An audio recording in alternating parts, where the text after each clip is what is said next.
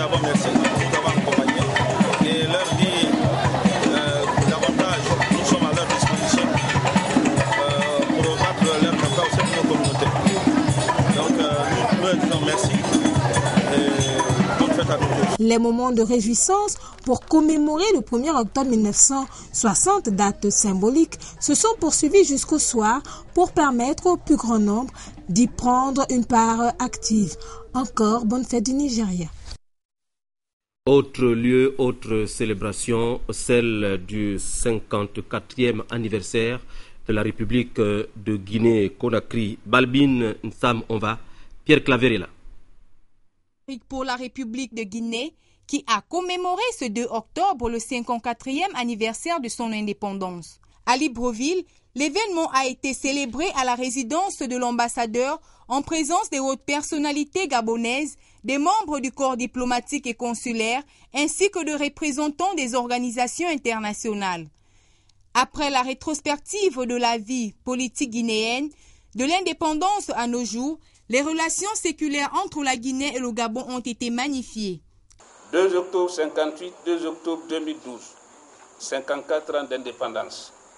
En ce jour de fête nationale de la République de Guinée, je voudrais, au nom du chef de mission, transmettre à son Excellence, M.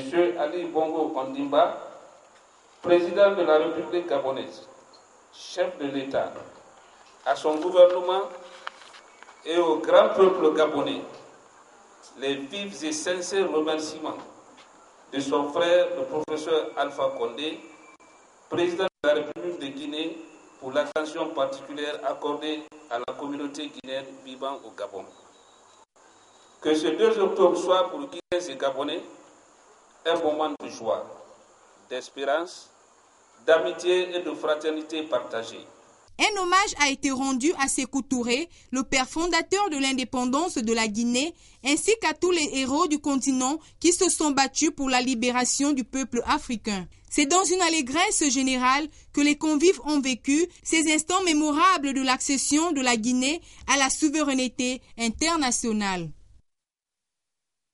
Cap sur Franceville, où le maire de cette cité vient d'installer dans ses nouvelles fonctions une femme à la tête de l'un des plus grands quartiers de la capitale provinciale. Le déroulement de cette cérémonie, Jean Romano Louba, Fabrice Lembumba, Gabon Télévision, Franceville. Le public est venu nombreux pour saluer la prise de fonction du nouveau chef de quartier Maboukou dans le 4e arrondissement de la ville de Franceville. Mariam Kouatsi, c'est d'elle qu'il s'agit, succède à Dominique Kouatsi, décédé il y a près d'une année.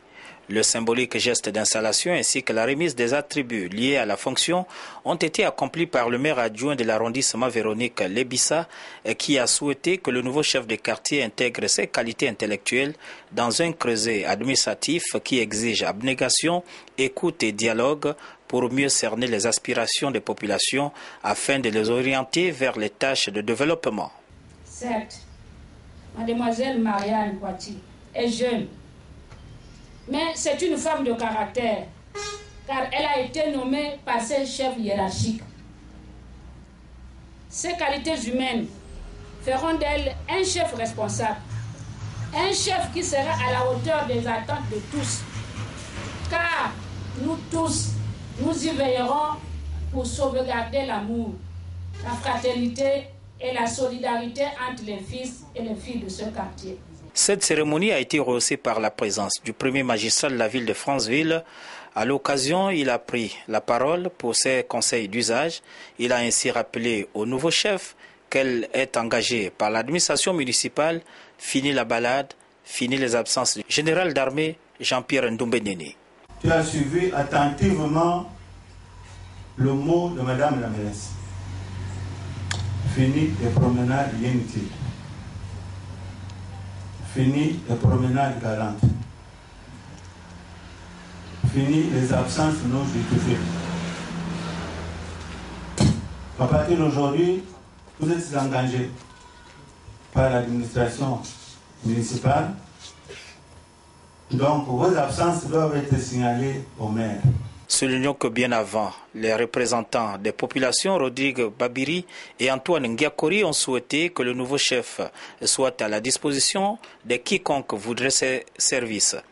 Les différents chefs de quartier et maires d'arrondissement ont assisté à cette cérémonie au terme de laquelle ils ont adressé leurs sincères félicitations au nouveau chef. Les camarades Maurice Ndo Massandé, membre du bureau politique, et l'honorable Alain Simplice Boungoré, membre du Conseil national, informent tous les membres du Conseil national et du comité central des fédérations B et C du département de Logoulouk que conformément à la note d'orientation numéro 113 du parti, ils présideront 2 importantes réunions de sensibilisation et d'information ce samedi 6 octobre à 11h. À Yeno et à Eteke. À cet effet, il requiert la présence de tous les cadres et militants du PDG ainsi que celle de toutes les populations des localités ci-dessus citées. Je vous l'ai dit dans la perspective du match retour comptant pour les éliminatoires de la CAN Junior entre le Gabon et le Burkina Faso, les Panteros qui se préparent pour le rendez-vous de samedi prochain au stade de Siban ont fait match nul 2 buts partout face à Missile FC. Jean-Claude de Boussougou, Patrick Ngoma, Le Point. Peu importe le résultat, la revue des troupes s'imposait avant ce Gabon-Burkina Faso.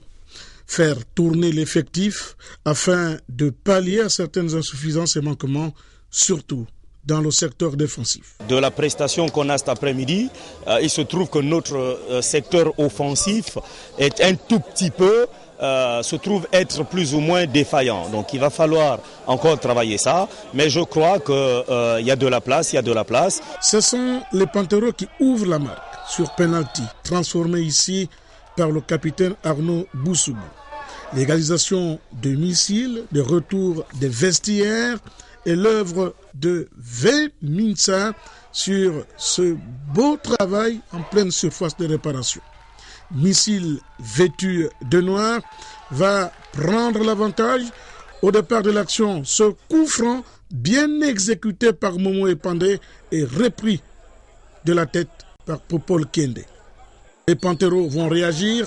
David Mabungu, très en verve côté Panteros, permet au U-20 de revenir à 2 buts partout sur cette magnifique action ponctuée par ce tir canon qui fait mouche. Satisfaction dans l'ensemble avant le jour J. Il n'y a pas de raison que ne puisse pas se qualifier. Nous, dans le groupe, on est serein, le groupe est confiant. Donc, il n'y a rien de plus beau. Prendre la qualification au pays et ça, je vous assure, vraiment, la qualification est acquise. Nous avons peut-être péché un tout petit peu dans nos têtes cet après-midi parce que les garçons donnent l'impression d'être déjà qualifiés. À ce niveau-là, ils ont plus que tort et on essaiera tout au long du temps qui nous reste de leur faire comprendre. Le match est samedi prochain au stade de Siban. 50 millions de francs CFA, c'est le montant financier que vient de mettre à disposition Siat Gabon à l'équipe de football de l'Union sportive de Yem. Je vous l'annonçais hier, club de première division qui s'active dans les préparatifs du démarrage du premier championnat professionnel de notre pays. Dave Moubele, Serge Nzengi Mabila de Gabon Télévision.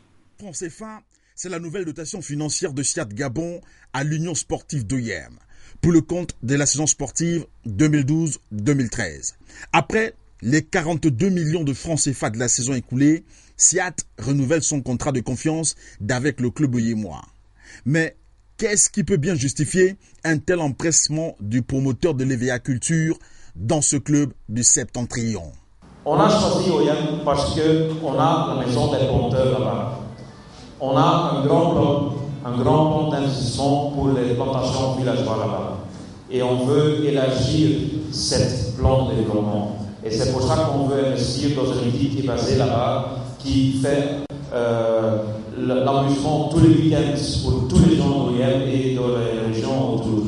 C'est pour ça qu'on a choisi Oyem. En sus de la nouvelle dotation financière, le promoteur des huiles Kizunor a offert à l'écurie du président Parfait du Fibiban un jet de 3 séries de maillots complets parés des effigies de Siat et de l'ISO d'un montant financier de l'ordre de 10 millions de francs CFA. Très sensible à ce geste, le président du club n'a pas manqué de remercier le donateur.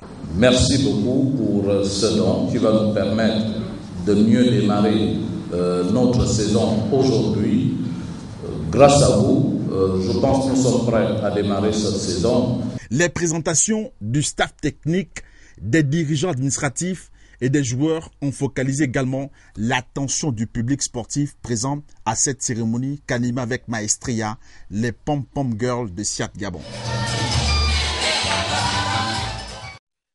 Partie prenante dans la célébration de la fête nationale du Togo, le jeune groupe Rumla Wadata vient à la conquête du public gabonais et de la diaspora togolaise. Ce samedi, au gymnase président Bongo, Edgar Ndjembi Doukaga et Michel John Boudeyam ont rencontré le groupe en pleine préparation. Nous y reviendrons demain. Sachez également que ce samedi à Ndjolé, dès 10h, dans le cadre de cette rentrée scolaire 2012-2013, sous le parrainage de Marie-Jeanne Billet, 2S Productions va présenter Bye Bye Vacances 2012. Je le répète, à la place d'indépendance de Ndjolé, samedi à 10h, au programme Kermès, remise de dons et prestations de plusieurs artistes gabonais. Sachez aussi que le patriotisme, c'est le 3e thème de l'émission Agora spéciale Jeunes. Entrée scolaire 2012-2013, série au Forum national à l'initiative du président de la République, chef de l'État. 5 élèves des classes de première et terminale vont rivaliser de talent et débattent ce soir à l'émission Agora à partir de 21h30 sur Gabon Télévision. Agora animé par l'incontournable As Ziengi. Juste après le journal, nous vous proposons un magazine consacré à la qualité dans les services publics et privés, réalisé par Célestin Nguema Obam de la rédaction de Gabon aux télévisions.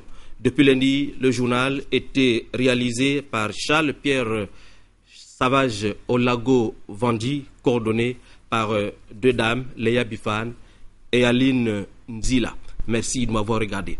À très bientôt sur les antennes de Gabon Télévision.